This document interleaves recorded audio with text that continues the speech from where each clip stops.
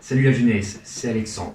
Et si je fais ce tuto, c'est pour t'apprendre aujourd'hui à mieux faire ta présentation orale. Et si ça t'intéresse, tu peux prendre quelques notes. Tout d'abord, une présentation orale, ça consiste à quoi?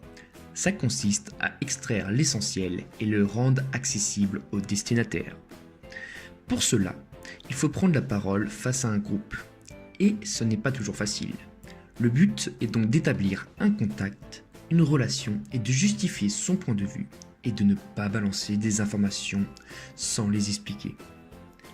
Je vais donc t'aider à appliquer ces critères du mieux possible en abordant différents points pour un exposé didactique. Pour cela, il te faudra tout d'abord avoir une bonne préparation, car c'est en passant par une bonne préparation que se passe une bonne présentation. Et cette préparation se fait en plusieurs étapes. Tu dois tout d'abord savoir gérer ton temps de parole.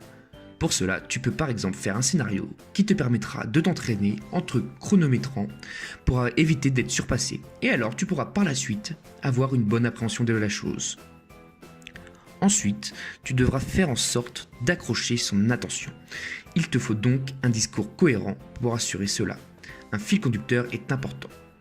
On a de la chance, on est en jeu de Z, les fils conducteurs, on en fait notre affaire. Celui-ci doit faire le tour des points fondamentaux de tes propos. Alors, je te conseille d'expliquer de différentes manières un même point avec du vocabulaire spécialisé ou non, car en fonction des destinataires, certaines personnes comprendront mieux avec la première explication et d'autres avec une autre explication. Il faut donc savoir quelle connaissance a son auditoire vis-à-vis de la question. Il faut le cerner. Et pour être cohérent, il te faudra parfois consacrer plus de temps sur les points difficiles.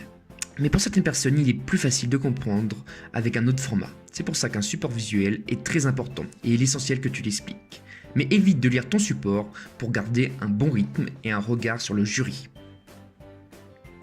On attend donc de toi un discours captivant qui devra accrocher l'attention des destinataires et les saisir.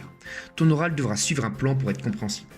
L'intro avec le quoi, pourquoi, l'objectif, c'est-à-dire de cerner l'essentiel et comment.